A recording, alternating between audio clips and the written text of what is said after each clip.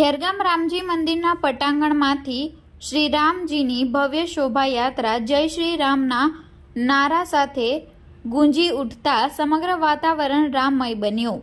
શોભાયાત્રાનું મુસ્લિમ અને વોહરા સમાજના અગ્રણીઓએ સ્વાગત કરતા કોમી એકલાસનો માહોલ જોવા મળ્યો।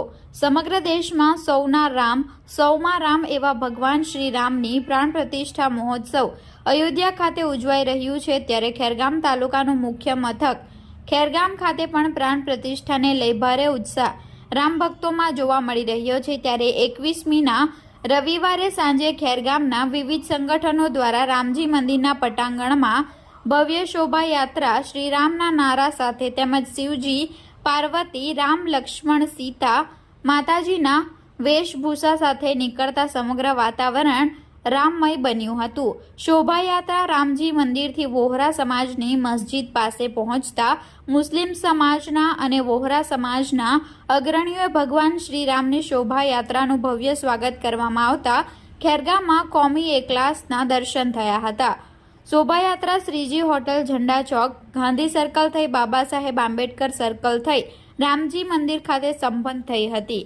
આ શોભાયાત્રા દરમિયાન ખેરગામ પોલીસ મથકના પીએસઆઈ ડીઆર પઢેરિયાએ ભગવાન શ્રીરામની શોભાયાત્રા દરમિયાન કોઈ અનિચ્છનીય બનાવ નહીં બને તે માટે સમગ્ર વિસ્તારમાં ચુસ્ત પોલીસ બંદોબસ્ત ગોઠવ્યો હતો। શોભાયાત્રા શાંતિપૂર્ણ માહોલમાં સંપન્ન થઈ હતી। શોભાયાત્રામાં ભાજપના અગ્રણીઓ, વિશ્વ હિન્દુ પરિષદ, બજરંગ દળ સહિત વિવિધ સંગઠનના મોટી સંખ્યામાં અગ્રણીઓ જોડાયા હતા। બાદ રામજી મંદિર ખાતે શોભાયાત્રામાં ઉમટેલા રામ ભક્તો માટે મહાપ્રસાદનું આયોજન કરવામાં આવ્યું હતું। મોટી સંખ્યામાં રામ ભક્તોએ મહાપ્રસાદનો લાભ લીધો હતો। આજરોજ 21 તારીખે આવતીકાલના જે પ્રાણ પ્રતિષ્ઠા રામલલ્લા ભગવાનના રામજીની પ્રાણ પ્રતિષ્ઠા અયોધ્યામાં થનાર છે, એના ભાગરૂપે આજરોજ 21 તારીખે અને શોભાયાત્રાનું સાંજે 5 કલાકેનું આયોજન કર્યું છે।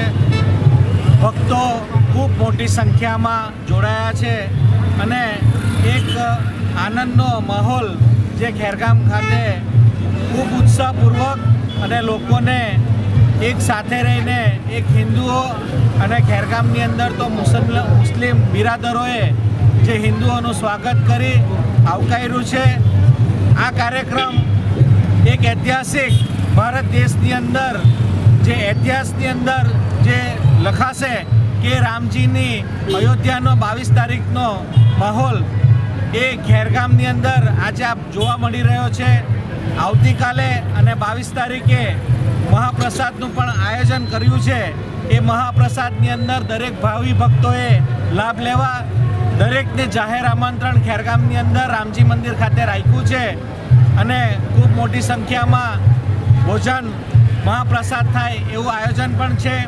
આવતીકાલે સવારે 11 વાગ્યાથી 1 વાગ્યા સુધી લાઈવ પ્રસારણ અને ભજન મંડળનું પણ આયોજન કર્યું છે અને આ માહોલ જોઈ ખરેખર અમારા ખેરગામનો ઇતિહાસ થયો છે એવું અમને લાગે છે। ભારત માતા કી જય, જય જય શ્રી રામ, જય જય શ્રી રામ, જય શ્રી